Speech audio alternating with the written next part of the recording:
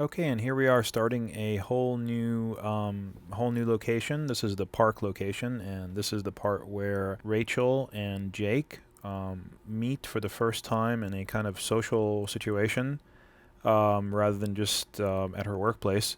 And here comes Jake, and he kind of sits down over there. She notices him. She makes up her mind whether she's going to go talk to him or not, and she does. She gets up.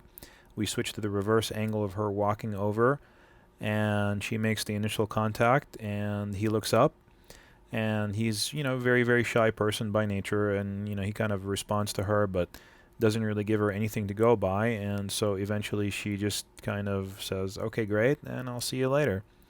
And, they just kind of have an exchange of looks there, and she walks out of frame. And the first thing we're going to talk about is white balancing. On this shot, you'll notice that everything here looks kind of nice and golden. That is not proper white balance. This is kind of a modified white balance that we did with the warm cards that we showed you guys before over on the restaurant scene. And what we did is we did a white balance at about a warm half for this, and that kind of creates that golden kind of feel to it. You'll notice that on his left shoulder, those highlights that are from the sun are supposed to be white, but they're not. They're actually golden, kind of yellow. And here we're going to switch very slowly to the proper white balance that you're supposed to have for the scene. And you can see the grass is changing color, and his shirt and everything is changing color. It's becoming a lot more bluish and neutral. The reason we did not go with the neutral standard white balance is because to us as filmmakers, we wanted to go with the perceptual feel of what we feel is the right white balance for the scene, and not what the camera or engineering dictates to be the correct white balance for a scene. We wanted it to look nice rather than look right. So here's what we went with. We went with this golden kind of warm tone to it. And that is definitely a creative choice that you have as a filmmaker. You do not have to go with what the camera tells you is proper white balance. You can go with what you feel is necessary, as long as you have a properly calibrated monitor on the set, which we're going to show you here in a moment, that is telling you that the color that you're seeing on the set is actually the real color. And you've learned in another DVD how to calibrate a monitor, and so you're going to use that calibrated monitor to see exactly what your camera is giving you and what's providing you at that point. And if you have that, then you can make creative choices on the set. And if you don't, then you can't. It's better to just shoot neutral and change the colors in post. But you will get a much more natural, organic type of image if you do all of your colorization on the field rather than in post at the computer, because you're allowing the camera's hardware to detect the colors and change them properly rather than computer software to do it. So it's a much more natural, nicer look. Now here we are changing softly back to the golden tone color that we went with. And here's our DP going into our hooded, the major large car hood that we had for this monitor, so that we can see the monitor's results inside of a vehicle or inside of a hood that's isolated from the sunlight.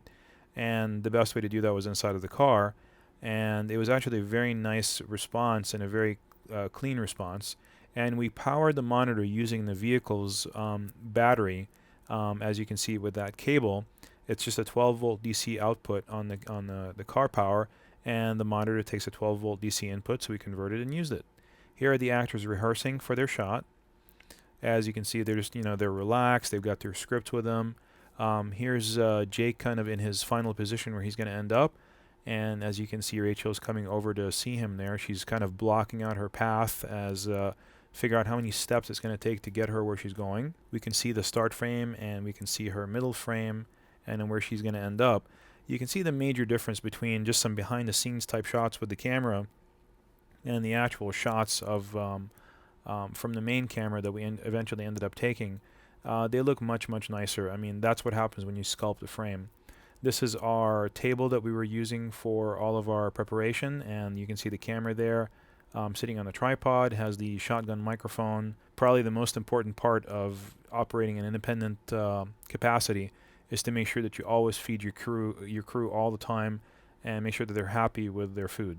And here's our DP making some covers, wind covers for the lavalier microphones, and you can see that he's leaving a little bit of an edge up in the top to prevent wind from actually getting into the lavalier microphone.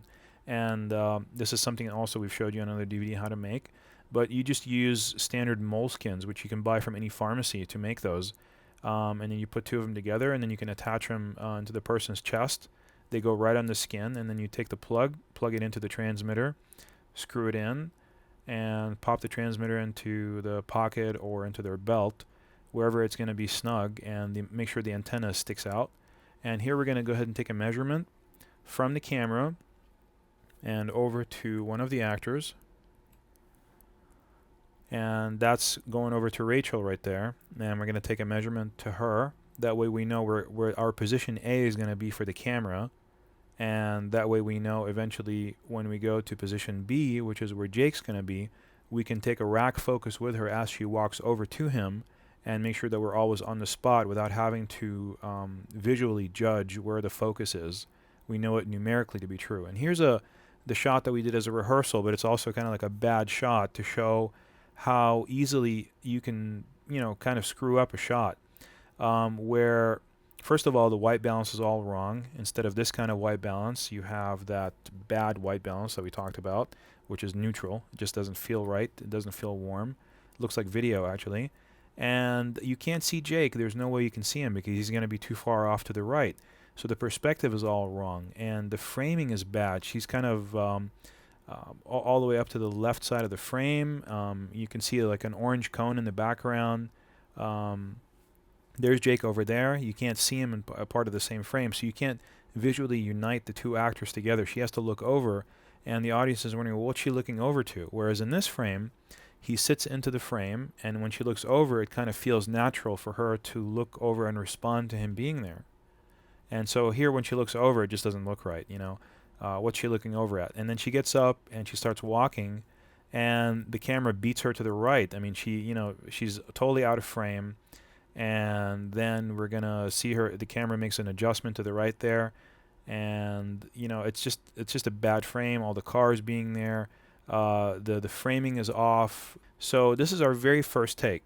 She was holding the camera to her face a little bit too long, and also she looked like she was miserable, kind of being there. We didn't give her enough action to kind of get her through the shot there. And I eventually, I came over and talked to her, and I said, well, this is your break. You're on your break from work, and you're supposed to be enjoying yourself. This is your time of day that you prefer the most. So I want you to be a little bit happier about what you're doing. So here she is. She's got a little bit of a smile on her face. She's more relaxed. She's holding the camera less to her face and allowing us to see her more. Don't forget, you don't want to allow the audience to be broken away from the actor's face and eyes for more than a second or so. Because they kind of lose that connection. And we also told her not to look too far to our right anymore and face more towards the camera right up until she's ready to go see Jake. And she looks over and sees him there and just gets right up and goes over there. She doesn't really kind of ponder her decision, doesn't think about it at all. So on the next shot, she starts off and she's very pleasant. She takes brief shots, looks at them on the LCD display, even though the camera's not really working at that point, and takes only a couple of shots, and she looks over and sees Jake there. She thinks about her decision. She smiles a little bit, thinks about what she's going to do, and then she gets up and goes over there. So it was kind of a little bit more of a realistic interpretation of a woman in a situation like that, thinking about whether she's going to go over and talk to this guy or not. It didn't feel like, well, okay, the actress was told to just get up and just go over there as quickly as possible, and then so she did. And here she is again, and she looks over, sees him, thinks about it. There's a little bit better action there. It's more genuine. She gets up, and she goes over and talks to him. This is a whole nother take. And here's one more. This is kind of better overall action. You'll see that she tightened up her beats a little bit, and she's more thinking about other things outside of just her pictures that she's taking. And here comes Jake right there.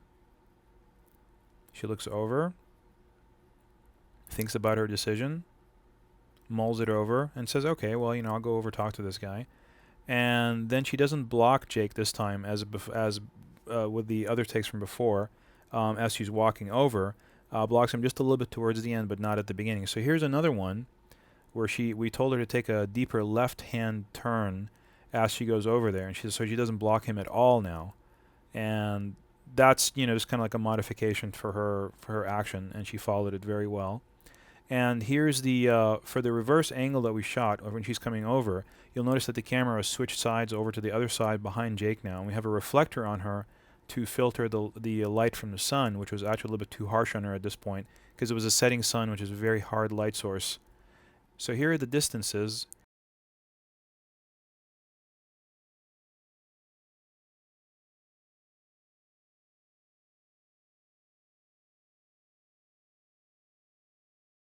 That's how far you have to be from Jake and from her to get this kind of a look where you can change focus. And here she is asking for some direction. She forgot where she's supposed to go.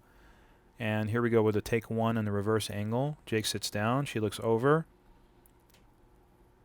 and she gets up, and we tilt up with her. And we start to change the focus with her as she walks over, and that's why we did the distance measurements, because she traverses a lot of distance really fast. And, it took us a couple of takes to get that right, but look at the distance. I mean, that's a lot. You have to really space out your actors really far away, as you can see with this distance measurement here, in order to get these types of shots. You can't be right behind Jake and get that kind of a shot. He'll just be too large in the frame. You have to be equidistant just about behind him to get this kind of a shot. Okay, so let's talk about eye lines. The eye line is this magical line. It's drawn between two people or three people who are talking to each other that the camera has to stay on one side of in order for you to have proper cutting in post. So if we start with a wide shot being on person A's right shoulder and person B's left shoulder, that means that when we go to a close-up on person B, we have to stay over person A's right shoulder. When we go to a close-up on person A, we have to stay on person B's left shoulder. So we're always on the same side as the wide shot. Now, it doesn't matter which side you pick for the wide shot, but once you pick a side for the wide shot, all the close-ups have to match that side. Just stay on the same side as the wide shot no matter which one you end up picking at first. If we take the wide shot again from the bottom, which means from person A's right shoulder and person B's left shoulder, and then we cross over to person A's left shoulder to take a close-up on person B, that means we've crossed that magical eye line that's in between these two people. And then we go over to person B's right shoulder to take a close-up of person A. Again, we've crossed over the eye line. You can't do that because the shots will not cut in post. So we're going to put up these diagrams for the next few minutes when we're talking about this one scene again, and watch how it correlates to the action between Jake and Rachel as they're having this conversation in the park. And when we're talking about eye lines, it's going to be the only time in this entire video series where we're talking about left shoulder being her left shoulder in real life and his left shoulder being his left shoulder in real life, as opposed to just what it appears on the frame, because otherwise it gets way too confusing. So think of this as being reality. When you see it in the frame, his left shoulder means his left shoulder in reality, her right shoulder means her right shoulder in reality. So we've established a wide shot as being over her right shoulder and over his left shoulder. So subsequently, any close-ups that we want have to follow those rules. So if we want a close-up of him, it has to be over her right shoulder. If we want a close-up of her, it has to be over his left shoulder. We don't actually have to show his shoulder in the shot. That would be an over-the-shoulder shot. If we just want close-ups, we don't have to do that, as long as we maintain the correct side of their body so that the eye line is not broken. And now this is for the close-up on Jake now of her perspective of him. This is the wrong side. This is the wrong way to shoot this. And the reason that this is the wrong way is watch what happens when we dissolve from her to him. They're both looking in the same direction. He's looking up, she's looking down, but they're both looking to the right side of the frame. This is the wrong side because we crossed the eye line. So we're going to pick up the camera, move the camera over to her right side, and now and we're also going to be higher, like so it feels like she's looking down at him. So we're going to go from this perspective over to this perspective right here. When we go over to this perspective, then that cuts with her shot a lot better. You can see when we dissolve, it's almost like they're looking at each other through the frame. So the audience doesn't feel jarred as when you have this shot. And this is, of course, the wrong shot from this wrong perspective on her left side, whereas we should be looking at him from her right side, which is this is the correct perspective. And that's the camera angle for that. It's over her right shoulder. We stayed on the right side of the frame, something that we had already established in the wide shot that we are on the right sides of her body, left side of his body. So this is not going to cut. And if we have this shot of her, then it's only going to cut with this shot of him. That maintains the correct height and the line of sight for both of those shots. And so here's the reflector kind of going in and out, and you can see the reflector right there. And we're showing the effect that it's having on filling in his face and his body so that we can get the shot. And we got several different reflector shots to show you guys here. And here's kind of like a master view of what we're doing. There's where the reflector is. There's the position of the reflector in the camera. And this is with the soft gold side of the reflector. This is the hard gold, just the pure gold side of the reflector. And this is with the soft white side of the reflector. You can see we can open up the aperture a little bit more, and the whole frame feels a lot more balanced. And that's the one we actually went with, because this right here was just too much. This is the soft gold, and this is the hard gold. It just felt like there was a reflection from a car hitting his face, and didn't feel natural like this one, which, you know, was just a lot softer. This is the soft gold again. This is the hard gold. And then back to the white again. And as you can see, the white is just the most natural one that feels also the most flattering to him. We could have used the gold if there was maybe a reflection on the other side from a car that was reflecting the sunlight back into his face, and we wanted to go with that kind of a look, but we did not want to go with that kind of a look. We just wanted a nice, soft kind of frame, which makes the whole scene feel soft and nice, in stark contrast to his existence in the restaurant.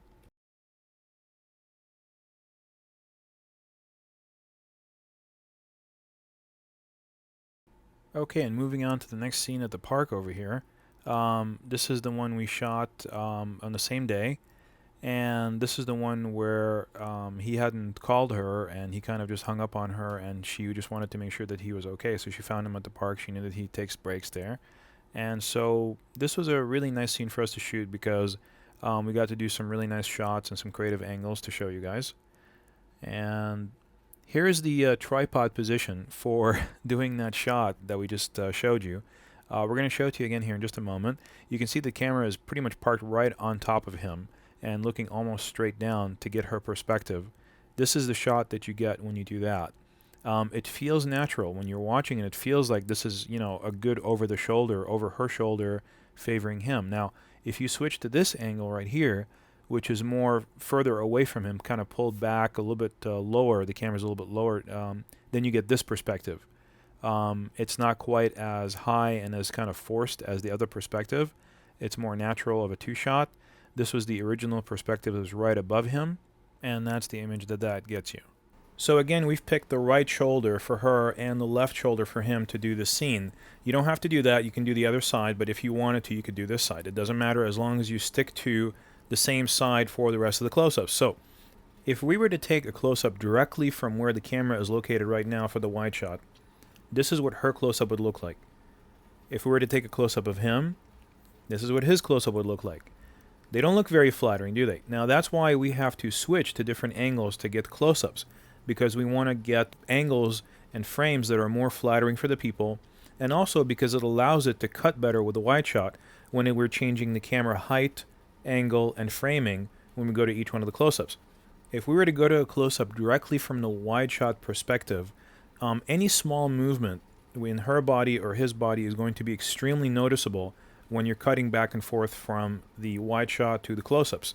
So when you change the perspective and go to a whole different perspective to get the close-ups, it allows you a lot more room to have her arm in a slightly different place, his arm in a slightly different place, him looking slightly off to the left or to the right, and it won't be as noticeable as if you cut directly from the wide shot. So that's the best way to avoid jump cuts in action, is to go to a different perspective. And here we're going to show you what the reflector is doing, and here it is the reflector kind of coming in and out and showing you where it's actually lighting. This is the hard gold side of the reflector, and here it is out of the frame and not working. And here it is coming back in. You can see the effect on his face. So you can see that on the left side of his face there. I mean, it's really obvious, the effect of that reflector. It just kind of brings up the exposure of the face a little bit more, and also adds a little bit more of a golden tone to her coat as well. So this is her close-up.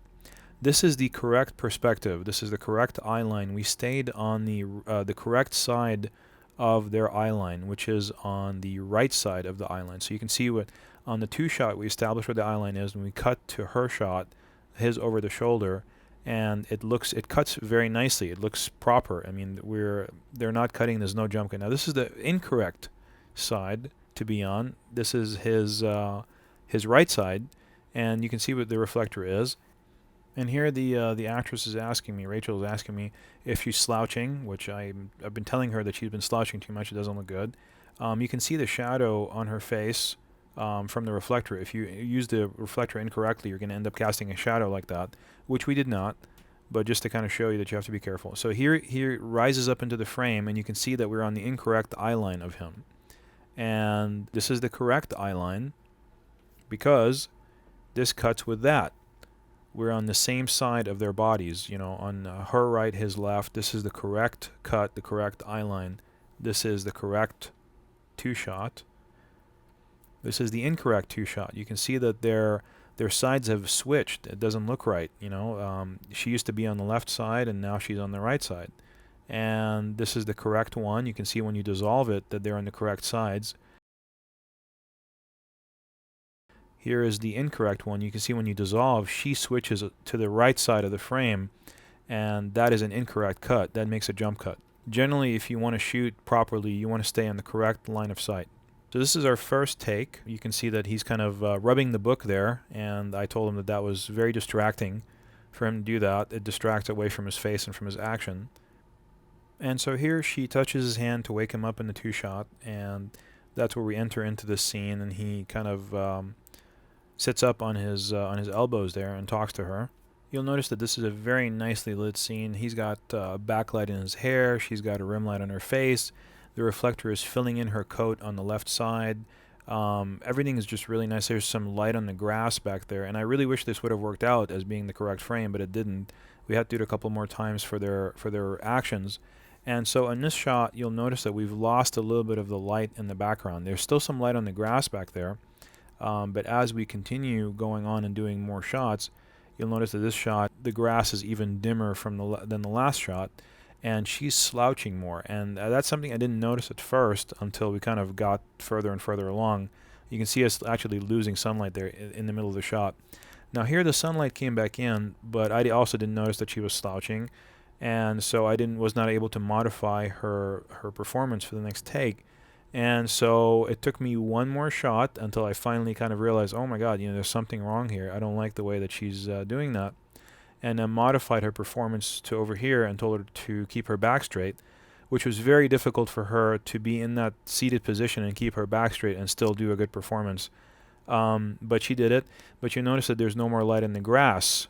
Here it is when she was slouching. There was a lot of light back in the grass, and when you switch over to the shot when she's got her back straight, you'll notice that there's no more light in the grass, even though her posture is a lot nicer. So you have to make a decision. I mean, you know, when you get to the post-production, which one you're going to use. Are you going to use the one where she's got her back straight and she looks great and she's doing a good performance, or are you going to take the one where the grass was lit properly and the background is a little bit nicer, you know? It's just a difficult decision. Here's a shot, and here's a shot with her slouching with the grass lit again. And here she is with her posture that's straight. And, you know, you just have to make a decision. Which one are you going to go with? You got to go with probably the performance, the best performance. No matter what, that's what ends up selling the movie rather than a properly lit background is what's the best performance. So you go with that. And here is the over-the-shoulder that we ended up doing. We already showed you how to achieve this over-the-shoulder and where's the camera position for that. But this is the actual over-the-shoulder that we got. We didn't like the fact that their faces were too close there on that one, so we did one more. And when he gets up there, there's more separation between their faces, and we did one more again. And you can see when he gets up here in a second on his elbows, they're still a little bit too close to each other, and I didn't like the fact how her head was tilted to one side. So we did one last one where we kept her face way off to the left there and straight up and down, and that's the one we liked the best. And you'll notice that we had her looking not quite dead into his eyes, but off to the left side of his face a little bit, which made it feel more natural for the camera. A lot of times you'll have to do that. You have to ask the actress to look at something that's off the other actor's eyes, and that's when you'll find that they have a very difficult time performing, except for when you have professional actors and they're used to doing that sort of thing, and they can still give their performance properly even when they're not looking directly into the other person's eyes or directly at the object they're supposed to be looking at.